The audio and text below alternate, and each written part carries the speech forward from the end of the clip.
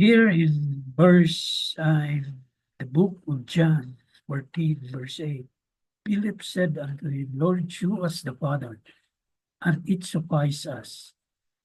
Jesus said unto him, Have I been so long time with you, and yet hast thou not known me, Philip? He that had seen me had seen the Father. And how seest thou then?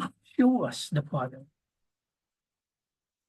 Mga igsoon, during a verse ba, Jesus is pleading to his disciples that they must know the Father. No? Na kung nakakita na sila kang Jesus, nakakita na sila sa Amahan. Pero ang mga disciples, silang kuyog-kuyog kang Jesus. Pero wala sila kaila kung kinsa gid ang Amahan. Now, unsa man ang take ani sa tuwa, kita nga mga Kristiyano, sige tagsimba, sige tag-attend ng Bible study. Pero ang pangutana, nakaila ba kita sa Amahan? Nakaila ba kita kung kinsa ginang Amahan nga gitawag nato nga our Father, Abba Father? Kaila ba kita sa iya? No?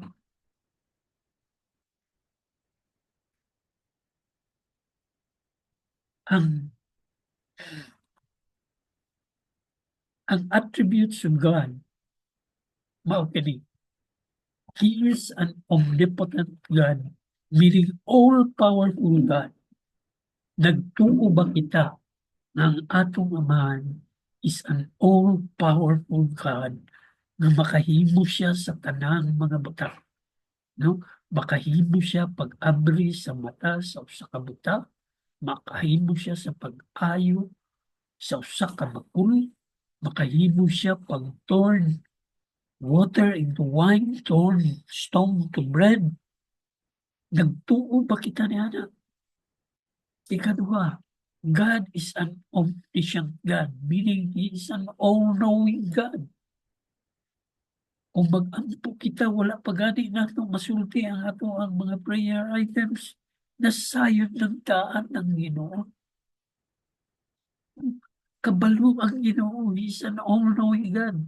Sa dihang gi-create kita niya, sa dihang gihimo niya ang tao, dili pa lang sa sinugdanan sa iyang paghimo sa tao, iyan ang gilatid kung unsa ang katapusan ni ining tao nga iyang gihimo.